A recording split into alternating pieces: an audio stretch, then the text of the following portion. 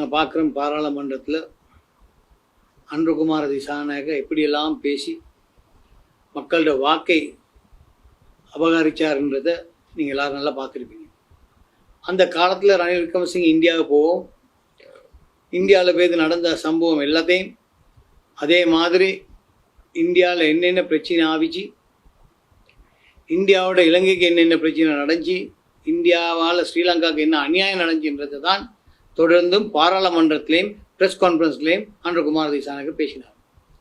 அப்போ இந்த மக்கள் எதிர்பார்த்தாங்க இது ஒரு மாற்றம் வரணும். இந்த மாற்றம் தான் அன்ருகுமார திசாநாயக்க இந்த நாட்டில் ஜனாதிபதி ஆகணும்னு சொல்லி ஜனாதிபதி ஆக்கினாங்க. ஏன் முன்னூத்தைக்காய் இப்படி தான் சொன்னார். அவனும் ஒன்று இவனும் ஒன்றுன்னு சொல்லி தான் பவருக்கு வந்தாச்சு. இந்த பவருக்கு வந்த பிறகு என்ன நடக்குதுன்னு சொன்னால், இவர் போகிறாரு இந்தியாவுக்கு, முத டூர். அங்கே இந்தியாவுக்கு போயிட்டு என்ன நடக்குது, அங்கே என்ன நடக்குதுன்னு சொன்னால், அனுர்குமார் திசாநாயக்கு மோடி சொல்கிறாரு, உங்களோட அரசாங்கத்தோடு நாங்கள் சைன் பண்ணிக்க எக்ரிமெண்ட்ஸ் எல்லாம் நாங்கள் இம்ப்ளிமெண்ட் பண்ணுறோம், எந்த பிரச்சனையும் இல்லை, உடனடியாக எல்லா விஷயங்கள். அனுரகுமார் திசாநாயக்க இந்தியாவை பற்றி சொல்கிறது, இந்தியாவுக்கு இந்த நாட்டை விற்றதாகவும் சொல்கிறது. அப்படியெல்லாம் சொன்ன அனுரகுமார் திசாநாயக்க இன்றைக்கு பேர் மோடியோட எஸ் எஸ் 3 பேக் ஃபுல்னு ஒரு சிக்னேச்சரை போட்டு வந்துட்டார். அவர் ஏற்றுக்கொண்டாச்சு எல்லாத்தையும். ரணில் விக்ரமசிங்கயோ மஹிந்த ராஜபக்சே யாரெல்லாம் பேர் எக்ரிமெண்ட் சைன் பண்ணிட்டு வந்தாங்களோ அது அத்தனை சரி கண்டுட்டு வந்தார். இங்கே போல சொன்னேன் என்னன்னா, நான் எத்தனைக்கும் எதையும் எக்ரி பண்ண மாட்டேன்ட்டு போனேன் அன்ருகுமார் திசாநாயக்க.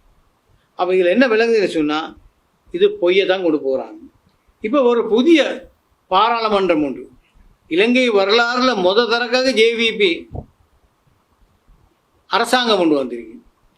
இந்த அரசாங்கம் வந்ததோடு என்ன நடக்குது, ஒரு கதாநாயகர், ஒரு ஸ்பீக்கர், ஒரு சபாநாயகரை போடுறாங்க. சபாநாயகரை போகல யாருமே கண்டெஸ்ட்டுக்கு போகாமல் அவங்களுக்கு 159 பேர் இருக்கிற சுற்றி நீங்கள் போட்டுக்கோங்கன்னு விட்டாங்க.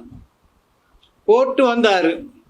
அவர் பார்த்தா அவருடைய டைட்டில், அவருடைய டிகிரி எல்லாமே போயின்றதை ஒப்புவாய் இன்றைக்கு பெரிய பிரச்சனையாகி, இலங்கை வரலாறுல தரக்கா நாள் கணக்கு இருந்த ஒரே ஒரு சபாநாயகராக இருந்த சபாநாயகர்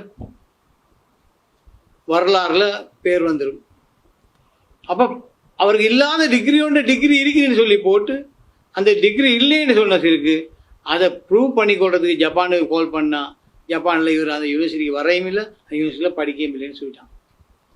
இப்போ இதெல்லாம் அவர் கரெக்ட் பண்ணுறதுக்கு அவருக்கு டைம் ஒன்று. இப்போது அவரோட கையில் டாக்குமெண்ட்டில் அவர் தேடி ஒரு டைமில் வந்தார்னா திரும்ப இருக்கிற ஸ்பீக்கரை விளைவிட்டு அவரை அப்பாயிண்ட் பண்ணிலும் எனக்கு அவர் எந்த பிரச்சனைக்கும் ஆளாவினவர் இல்லை, இவர்கிட்ட இருக்கிற சர்டிஃபிகேட்லாம் ஒரிஜினல்னு சொல்லிட்டாங்கன்னா அவரை திரும்ப ஸ்பீக்கராக கொண்டு வந்து போடுவாங்க. இப்போ 2 மந்திரிமார் ஜேவிபியில் மறுபடியும் சிஐடிக்கு போகிறாங்க. அவங்க என்ன இது பேசிக்காங்கண்ணா, இப்போ புடிப்பட்டிக்கு ஒரு ஆள், ஆனால் 20-30 பேர்கிட்ட ஆச்சார பிரைம் மினிஸ்டரையும் சேர்த்து பிரச்சனையாக இருக்குன்னு சொல்கிறாங்க ஒரு பேச்சுக்கு. இப்போ சொல்ல போல கன்ஃபியூஸ் ஆகிக்க ஆட்கள், சிலவன் சிஐடிக்கு விடுறான், சிலவன் போலீஸுக்கு விடுறான், சிலவன் பார்லிமெண்ட்டுக்கு விடுறான், சிலவன் போட்டிக்க பேரை கழட்டுறான். இப்போ நாங்கள் பார்த்தா டிப்யூட்டி மினிஸ்டர் 2 பேர் பேரை கழட்டுறாரு. என் பேருக்கு முன்னு ஆச்சார போட்டிக்கு எல்லாத்தையும் கழட்டி போடுங்க. அப்போ அப்படி இப்போ 20 பேரோட பேர்ல இருந்து ஆச்சார கழட்டி போட்டிக்காம. அப்போ அது இல்லை இங்கே இருக்கிற குற்றம். இந்த குற்றம் என்னன்னு சொன்னால், இந்த ஆச்சாரன்னு போட்டு டாக்டர்னு போட்டு தான் நீங்கள் எலெக்ஷன் கேம்பெயின் பண்ணினீங்க.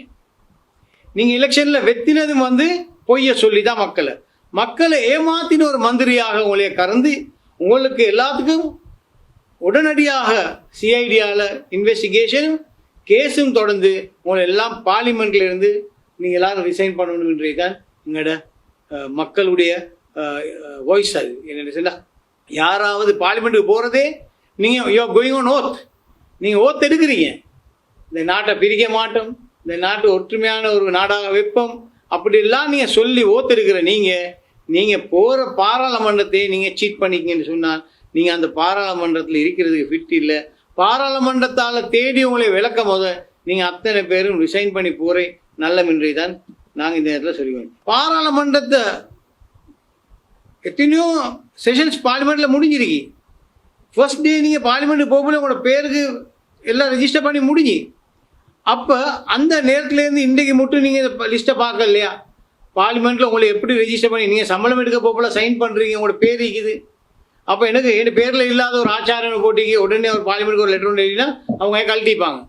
அதெல்லாம் கழட்டல்ல, அதெல்லாம் அப்படி இருந்து இந்த பிரச்சனை கதாநாயகர் ஸ்பீக்கர் பிரச்சனை வந்த பிறகு தான் 30 பேருக்கு வாழ்வீரி பற்றிக்கு உடனே ஓடி போய்த்து எல்லாரும் பேர் மாற்றுறதுக்கு தடுமாறுறாங்க. ப்ரொஃபஸர்ன்றதை எடுத்து போடுறாங்க, டாக்டர்ன்றதை எடுத்து போடுறாங்க.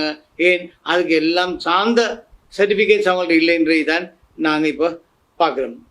அதனால் எந்த பிரச்சனையும் இல்லை. இப்போ புதிய ஸ்பீக்கராக ஜகாத் விக்ரமரத்ன அப்பாயிண்ட் ஆகிக்காரு. அவர்கிட்ட சர்டிஃபிகேட்டுக்கு எல்லாம் என்ன ஆக போகுதோ கடவுளுக்கு தான் தெரியும். லெட்ஸ் வெயிட் அண்ட் சி, இருந்து பார்ப்போம் என்ன நடக்குதுன்னு சொல்லி. செல்லுவாங்களே வந்த செல்லாங்க எலிவெனி ஜாமட்டின்னு சொல்லி இவங்க இந்த பார்லிமெண்ட்டா செட் ஆஃப் ஜோக்கர்ஸ் பார்லிமெண்ட்டாகவும் எங்களுக்கு நல்ல கொமெடி ஒரு வருஷம் சரி தாக்கி பிடிச்சாங்கண்டா எங்களுக்கு நல்ல கொமெடி கொஞ்சம் பார்க்கலும்ன்றது தான் நான் சொல்லிக் கொள்கிறேன். ஃபைசல் முஸ்தபா போகிறத பற்றி எங்களுக்கு எந்த ஒபிஷனும் இல்லை. நாங்கள் அலையன்ஸ் பார்ட்னர்ஸ் என்ற முறையில் எந்த பிரச்சனையும் இல்லை.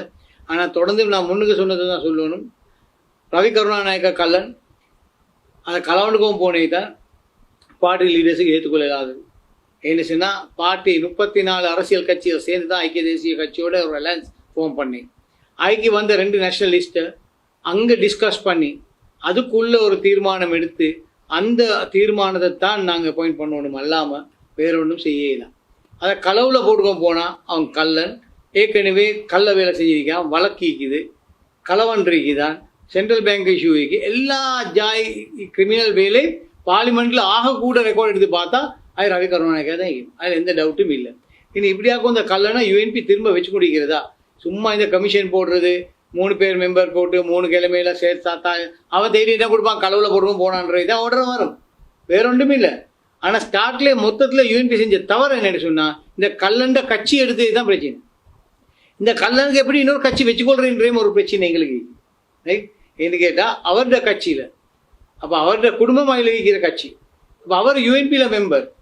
அப்போ இதெல்லாம் பார்க்கறது இல்லையா, தேடுறது இல்லையா? ஏன் இந்த மாதிரி மூடத்தனம் ஒரு இலங்கையிலே முத அரசியல் கட்சியாக வந்த ஐக்கிய தேசிய கட்சிக்குள்ள இந்த படிப்பினசரம் இல்லைன்றது ஒரு கவலைக்குரிய விஷயம். உண்மையிலே இதுக்கு நாங்கள் அங்கே சொல்கிறோமே, எந்த ஒரு விஷயத்துலேயும் ஒரு எக்ஸ்பீரியன்ஸ் வேணும். எக்ஸ்பீரியன்ஸ் உள்ளவங்க என்ன சொன்னால் அரணி போன பார்லிமெண்ட்டுக்கு வந்தவர், அதுக்கு அன்பகுமார் திசானாக இருந்தார், 15லேயும் இருந்தார், சந்திரிகா அரசாங்கம் இருந்தார். சந்திரிகா அரசாங்கம் அமைச்சராக வந்தாங்க. இவங்க எல்லாம் வெவு செய்கிறேன்னு ஒரு வெவும் செய்யலை. அதை மைத்ரிபால அரசாங்கத்துலேயும் இருந்தாங்க. ஆனால் ஒன்றும் நடக்கலை. ஆனால் அந்த நேரத்தில் இவங்களுக்கு ஒன்றும் நடக்கலைன்னு நீங்கள் தெரிஞ்சுக்கணும்னு இவங்களுக்கு வேலை வெடபேரி டாசன் மாறுண்டு. அப்போ இப்போ நடந்துச்சுன்னா 159 பேரை கொண்டு முத பார்லிமெண்ட்லேயே போட்ட ஸ்பீக்கரே சீட் பண்ணிக்கொண்டு போகிற அளவுக்கு மோசமான ஒரு நிலைமை வந்துடுது. இப்போ அவரை கலட்டி இன்னொரு ஆள் போடுறாரு. அவர்கிட்ட டைட்டில் எல்லாம் என்ன வாங்கிக்குமோ தெரியா, ஆனால் அவருடைய பேரை டாக்டர் ஜகாத் விக்ரமரத்னே தான் போட்டிருக்கு. அப்போ திரும்ப டாக்டரேட்டையும் செக் பண்ண வேண்டிய வரும். இப்போ 20லேருந்து 30 பேர் மட்டும் செக் பண்ணி கொண்டு இருக்கிறாங்க. என்ன இவங்களோட டாக்டரேட்டும் இவங்களோட டிகிரி எல்லாம் சரியானதை செக் பண்ணணும். இது இலங்கை பாராளுமன்றத்தில் வரலாறுலேயே ஃபர்ஸ்ட் டைம் இப்படி ஒரு சினாரியோ. இதுக்கு முதல்ல இப்படி ஒரு போது நடக்கவே இல்லை. ஸோ இன்னும் செல்வாங்களே செல்லாங்க எலிவெனி ஜாமன்ற மாதிரி எல்லாரும் பார்த்து கொண்டிருக்க வேண்டியதான். நாளைக்கு என்ன நடக்கும், நாளாண்டுக்கு என்ன நடக்கும்னு உங்களுக்கு இவங்க ஒரு வருஷம் இருந்தாங்கண்டா அந்த 1 இயரும் it will be full of entertainment மக்களுக்கு.